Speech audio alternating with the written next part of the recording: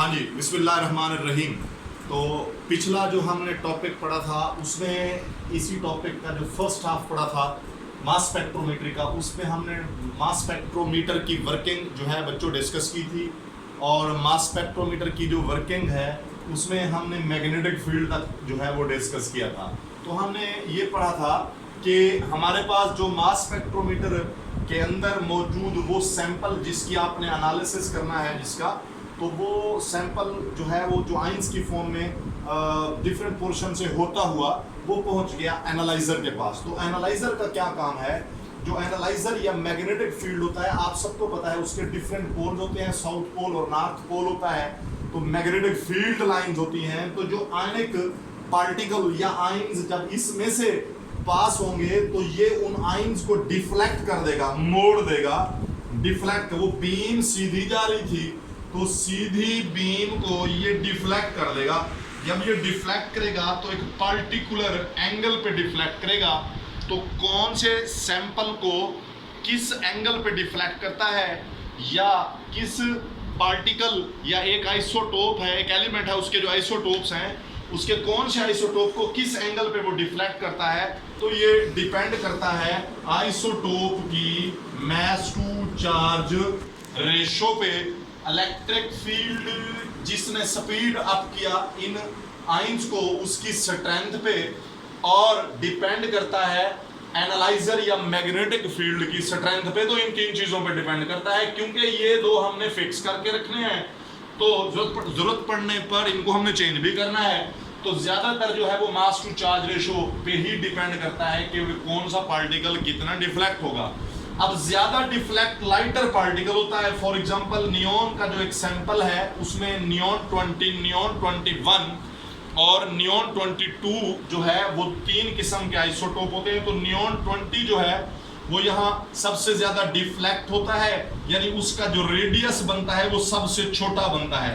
और सबसे कम डिफ्लेक्ट होता है वो हमारे पास क्या, मिसाल के तौर पर सैंपल में से जो नियॉन 22 है वो जो है वो सबसे कम डिफ्लेक्ट होता है। तो एंगल सबसे लार्ज बनता है। बहरहाल होगा क्या कि ये जो मैग्नेटिक फील्ड है ये सैंपल को डिफरेंट लाइंस में, डिफरेंट बीम में कन्वर्ट कर देगा। 1, 2, 3 में अगर 3 आइसोटोप हैं उस सैंपल के अंदर, अगर उस सैंपल के अंदर सिंगल आइसोटोप है तो यहाँ सिंगल बीम बनेगी। अगर उसमें 5 आइसोटोप है तो यहाँ पर 5 बीम्स बनेंगी और ये जाके गिरेंगी, टकराएंगी। किसको टकराएंगी? एक अगला पोर्शन है, फिफ्थ पोर्शन, जो कि हमारे पास इलेक्ट्रोमीटर कहलाता है या जिसे हम आयन कलेक्टर बोलते हैं। आयन कलेक्टर जो होता है वो बेसिकली एक और इंस्ट्रूमेंट है जिसके ऊपर सेंसिटिव एक झिल्ली, एक मेम्ब्रेन लगी हुई होती है, एक पर्दा लगा हुआ होता है। उसके ऊपर जब आयंस स्ट्राइक करते हैं तो स्ट्राइक करने के बाद यहाँ पर जो है वो माइन्यूट सा इलेक्ट्रिक करंट ये जनरेट करता है। और इस इलेक्ट्रिक करंट की स्ट्रेंथ को देखकर अंदाजा लगाया जाता है कि कौन सा आइसोटोप नेचर में ज्यादा है, कौन सा कम है।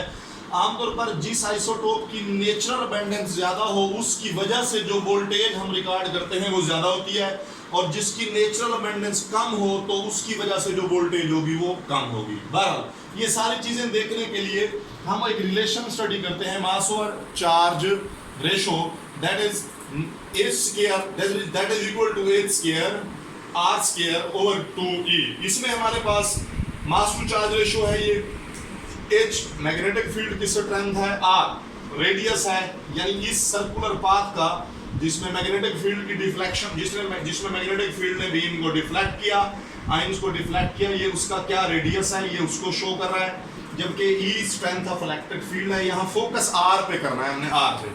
जो R हमारे पास है that is directly proportional to mass, यानी जिस आयन का मास ज्यादा होगा उसका रेडियस सबसे बड़ा होगा, जिसका मास कम होगा उसका रेडियस जो है वो छोटा होगा। अगली बात, रेडियस जो है डायरेक्टली प्रोपोर्शनल इलेक्ट्रिक फील्ड की स्ट्रेंथ के, यानी अगर स्पीड से आएगा आयन, इलेक्ट्रिक फील्ड की स्ट्रेंथ ज्यादा होगी तो आयन स्पीड से आएगा, और अगर आयन स्पीड से आएगा तो वो ये है कि वो ज्यादा दूर जाके सर्कल बनाएगा, दूर जाके, यानी जितनी ज्यादा स्पीड से आएगा रेडियस बड़ा होगा। तो रेडियस इलेक्ट्रिक फील्ड, रेडियस जो है वो इलेक्ट्रिक फील्ड पे डिपेंड करता है, क्योंकि इलेक्ट्रिक फील्ड स्पीड बढ़ा देता है। अगर आप स्ट्रेंथ इसकी बढ़ा दें तो स्पीड बढ़ती है तो रेडियस बड़ा बन जाता है। सिमिलरली मैग्नेट का काम है इसको डिफ्लेक्ट करना, जल्द से जल्द इसको बेंड करना। जितना मैग्नेटिक फील्ड की स्ट्रेंथ ज्यादा होगी वो उतना जल्दी बेंड कर देगा, यानी मैग्नेटिक फील्ड की स्ट्रेंथ ज्यादा तो बेंडिंग इजियर, डिफ्लेक्शन इजियर, तो डिफ्लेक्शन इजियर हो जाएगी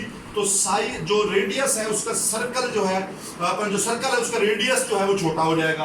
तो इसके सामने रखते हुए मैंने एक एमसीक्यू बनाया है कि मैक्सिमम डिफ्लेक्शन इसमें से फॉर एग्जांपल नियॉन का कौन सा आइन देगा, तो डिफ्लेक्शन जो है लाइटर की ज्यादा होती है, हैवियर की कम होती है, तो मैक्सिमम डिफ्लेक्शन इसमें लाइटर देगा, दैट इज नियॉन 20। इसके बाद जो मॉडर्न मास स्पेक्ट्रोमीटर होता है उसके अंदर दो एडिशनल पार्ट होते हैं, एम्पलीफायर। एम्पलीफायर का काम ये है कि जो वोल्टेज यहाँ इलेक्ट्रोमीटर शो कर रहा है ये उसको एम्पलीफाई करता है, बढ़ाता है, ताकि वो आइसोटोप जिसके आइंस की तादाद कम है तो वो भी डिटेक्ट हो सके, यानी कोई भी आइसोटोप ऐसा जिसकी अबेंडेंस बहुत कम है, जिसकी वजह से वोल्टेज बहुत कम प्रोड्यूस होती है, वो भी डिटेक्ट हो सके। इसके बाद रिकॉर्डर हमें जो रिजल्ट देता है वो पीक्स की फॉर्म में देता है। कैसे पीक्स की फॉर्म में रिकॉर्डर रिजल्ट देता है, रिलेटिव अबेंडेंस कैसे फाइंड आउट करते हैं, रिलेटिव एटॉमिक मास, ये हम फिर अगले लेक्चर में डिस्कस करते हैं इंशाल्लाह।